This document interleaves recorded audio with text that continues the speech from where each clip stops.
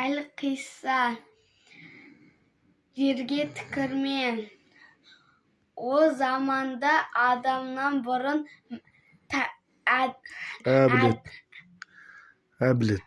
әбілет пен тәбілет болыпты.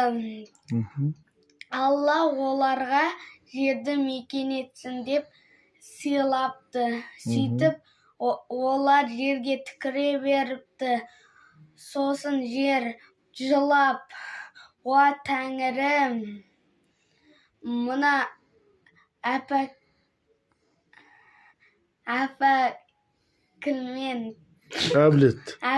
пен тәбілет маған түкіріп, қарайтып жіберді, мені жылатты, бұлардың тезірек жанын ал» депті.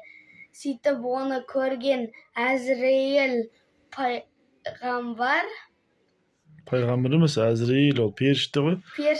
Әзірейіл періште оларды тозаққа апара жатса, оларды Құдай депті. Құдай оларға тоқта, оны жер қойнына жібер, оның жерде де тартар жазасы бар депті.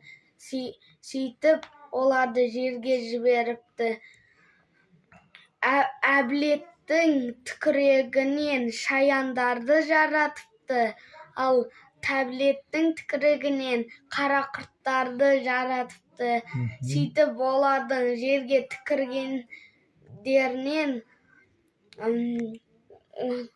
түкіргендердің сауабын көрсін деп, осы екеуін талаңдар депті. Сөйтіп, жабылып, талап тастапты. Олардың айқайлағаны жан айқайы шығыпты.